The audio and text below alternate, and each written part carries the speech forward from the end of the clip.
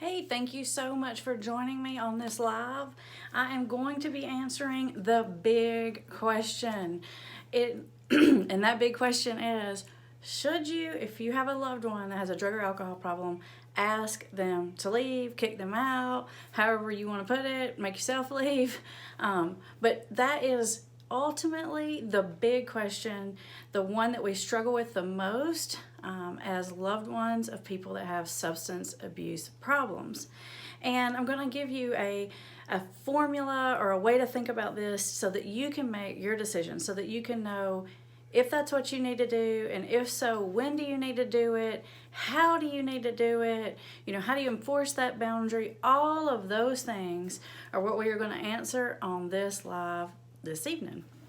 So if you're watching this, I bet you probably know someone else who needs this information as well. So take just a minute and go ahead and share this out. Our goal here at Put the Shovel Down is to share or spread recovery faster than addiction is spreading. And for me to do that, I need your help. So go ahead, share this out. If you know a specific person, you can share it right from your phone. Just hit that share button. Or you can put it into a group if you belong to a family recovery group or that sort of thing.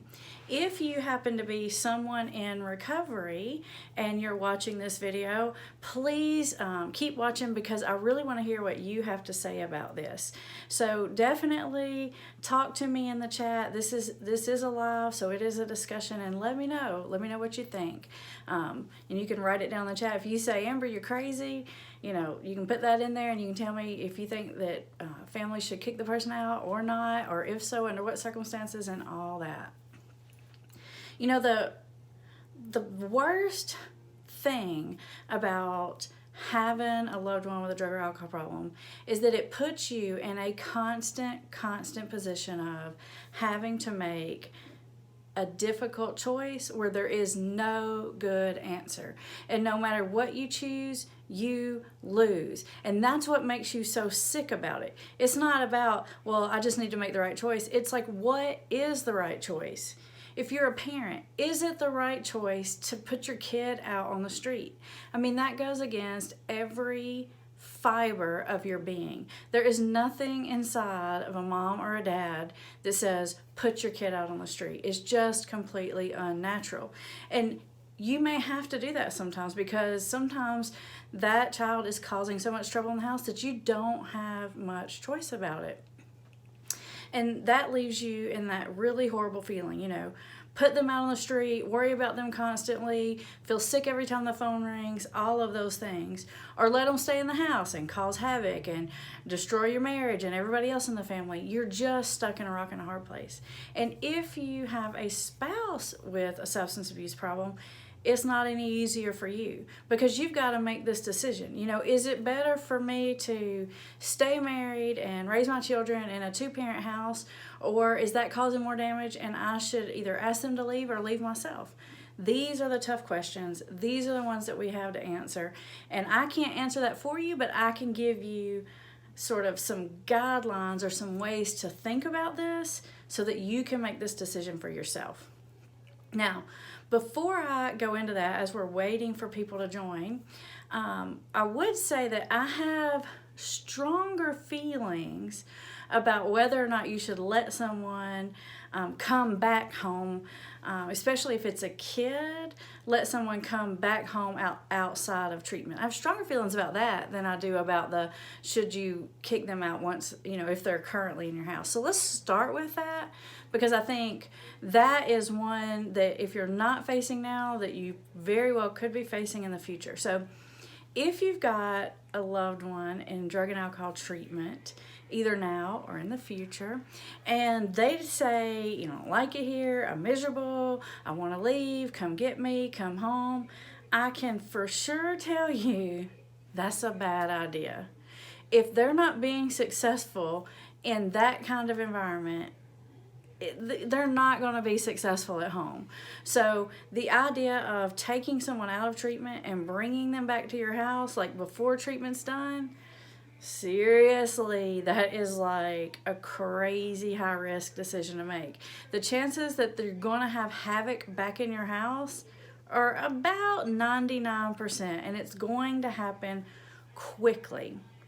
Now, you may face this if your loved one is your child, then you could be facing this decision not just if they want to leave treatment early, but what do you do after treatment? So this is if your kid, you're dealing with your kid as a teenager or a young adult or something. Do you bring them back into your house after treatment?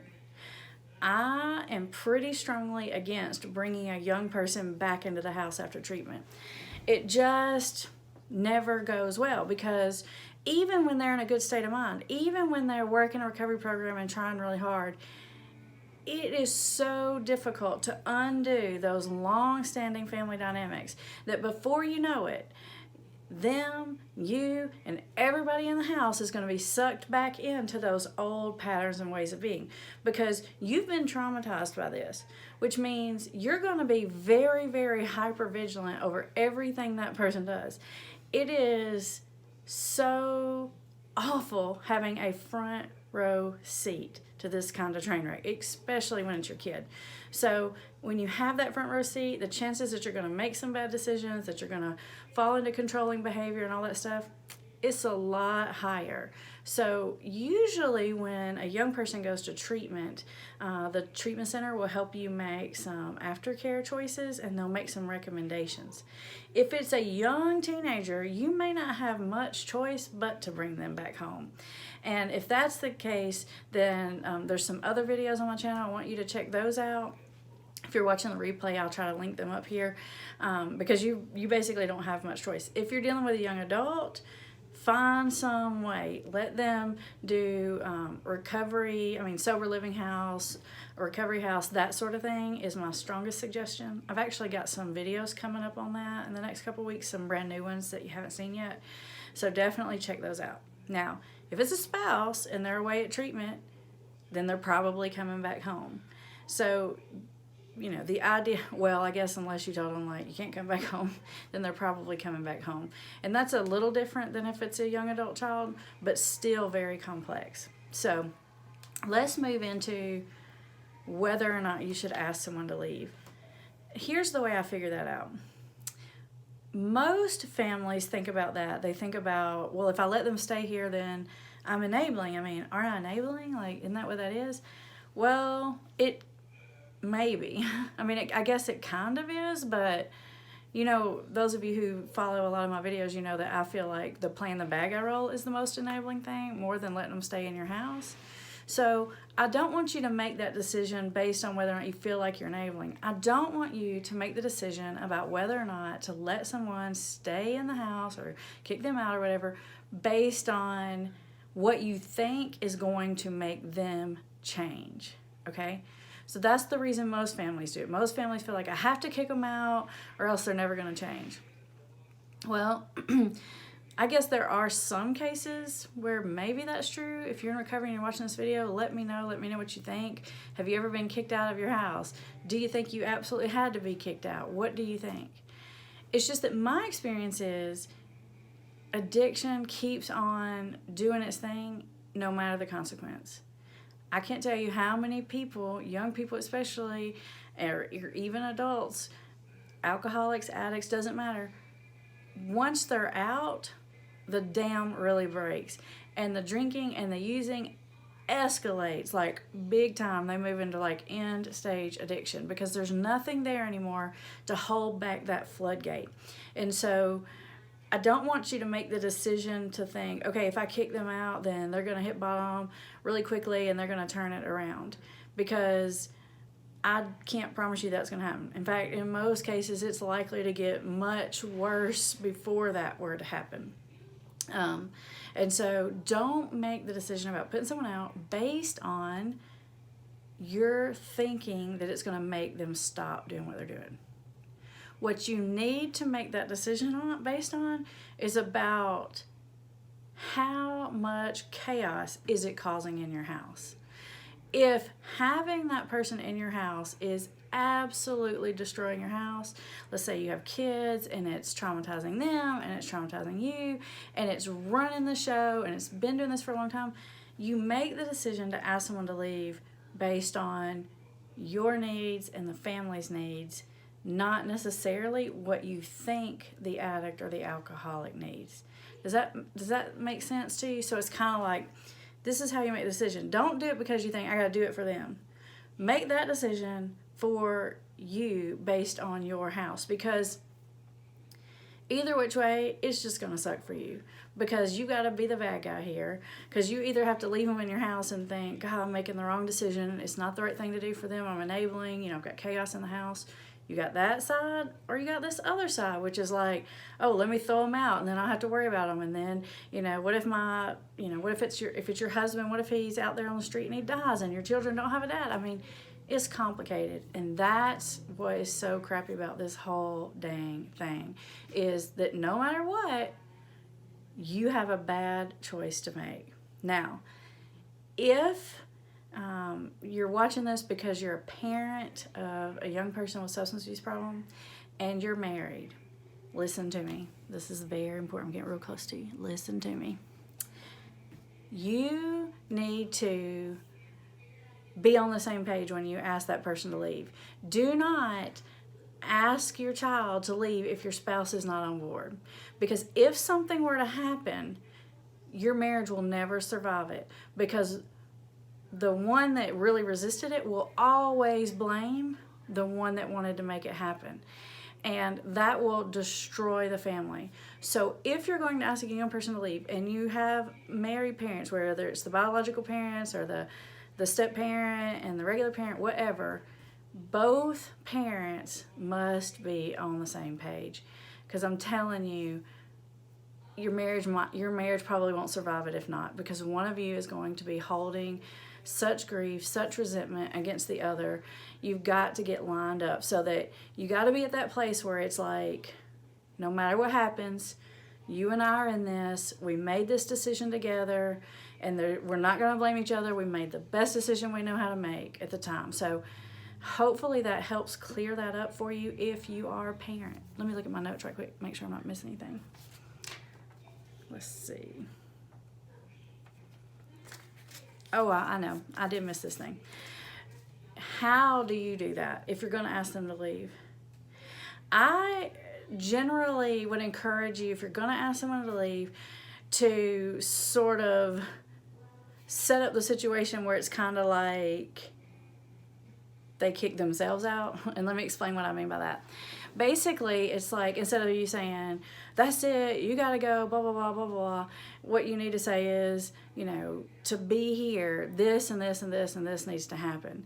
If that can't happen, then I cannot have you in the house because it's too much chaos, like it's causing too much trouble, like got to go.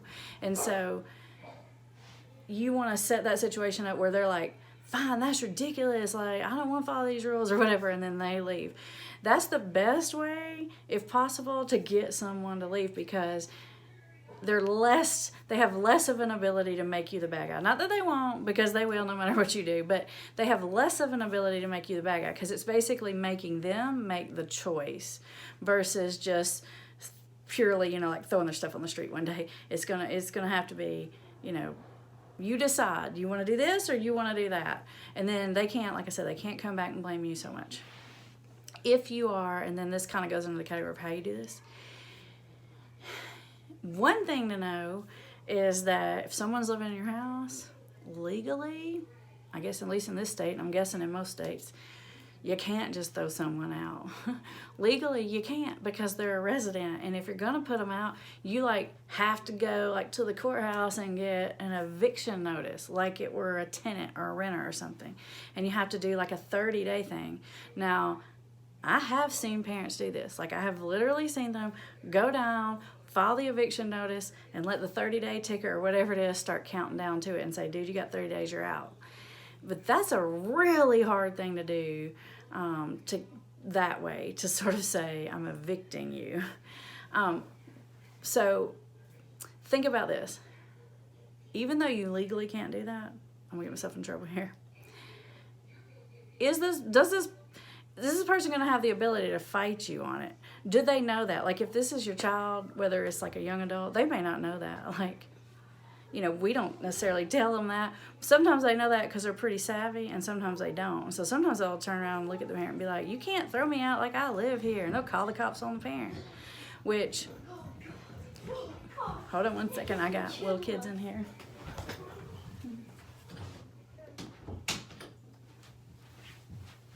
Oops. Little kids came home playing with my son and his friends. So they may call the cops on you. If it's a spouse, then they probably do know that you can't just throw them out like that. So you may have to speak to someone in the family court system and find out what your options are. I know here in South Carolina, parents can file something. I feel like, I don't know if this is the exact words, but it's like charging your kid with incorrigible behavior, especially if you've tried everything over and over and over and it's just not helping you. You can do that as a way to either help sort of put the pathway in place for them to get to treatment, or to give you some legal justification to do some things. Because as much as it sucks, like, you as the family member have a lot less rights than your loved one does. And you're like, are you kidding me? Like, it feels like that the addict, the alcoholic, they have all the rights, and it is so true. You can't make them go to treatment. You can't kick them out of your house. I mean, it's like you're literally really, really, really held hostage in your own house. And any which way you go, the medical professionals aren't going to talk to you. The police will tell you, like, you got nothing here and all that kind of stuff. So you need to, as Amber always says, like, have a strategy.